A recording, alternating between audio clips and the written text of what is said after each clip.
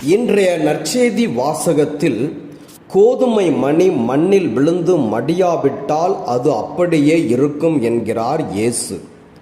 முதல் வாசகத்தில் கொடுத்தலின் மேன்மை பற்றி கொரிந்து நகர திரு அவைக்கு எழுதுகின்றார் பவுல். தான் இருக்கும் வரை இல்லாதவர்கள் அனைவருக்கும் தன்னிடம் இருந்ததை கொடுத்த புனித லாரன்ஸ் இறுதியில் தன் உயிரையும் கொடுத்துவிட்டு கோதுமை மணியாக மடிகின்றார். ஏன் மனிதர்கள் கடவுளுக்காகவும் மறைக்காகவும் சாட்சிகளாக இறக்கின்றனர்? விவிலியத்தில் நாம் காணும் திருமுழுக்கு யோவான் தொடங்கி நம் மண்ணில் உயிர் நீத்த புனித தோமா, புனித அருளானந்தர், புனித தேவ சகாயம் பிள்ளை ஆகியோர் வரை நிறைய பேர் மறைக்காக உயிர் துறந்துள்ளனர். இன்றும் பலர் உயிர் துறக்கின்றனர். அருள் தந்தை ஸ்டேன் சுவாமி போல மறைசாட்சி என்ற தமிழ் சொல்லின் ஆங்கில பதம் மார்டர். இது கிரேக்க சொல்லான மார்டீஸ் என்பதன் நீட்சி.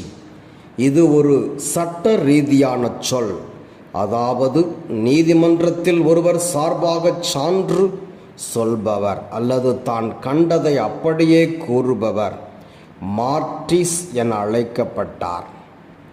திருத்தூதர் பணிகள் 1:22 நாம் இப்படிப்பட்ட பயன்பாட்டையே காண்கிறோம்.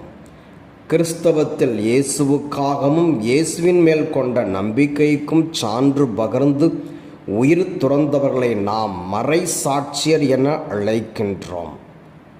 ஆரம்பத்தால் ரம்பத்தால் அறுக்கப்பட்டு கல்லால் எறியப்பட்டு சிலுவையில் அறையப்பட்டு நெருப்பிலிடப்பட்டு தலை துண்டிக்கப்பட்டு என பல நிலைகளில் துன்பங்கள் பட்டு இவர்கள் இறக்கின்றனர். 1 மற்றும் 2 மக்கபேயர் நூல்களிலும் நாம் மறைசாட்சியம் பற்றி வாசிக்கின்றோம். தெர்த்துலின் என்ற திரு அவை தந்தை வேத சாட்சிகளின் இரத்தம் விசுவாசத்தின் வித்து என்று மறைசாட்சியத்தை முதலாக இறையியலாக்கம் செய்கின்றார்.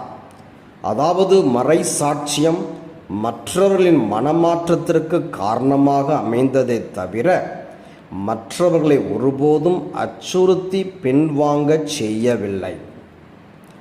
மறை சாட்சியர்கள் துணிவாக தங்கள் உயிரை கொடுக்க முன்வந்தபோது மறையை மறுதலித்து பின்வாங்கிய நம்பிக்கையாளர்களும் பயத்தினால் நம்பிக்கையை துறந்தவர்களும் வரலாற்றில் உள்ளனர்.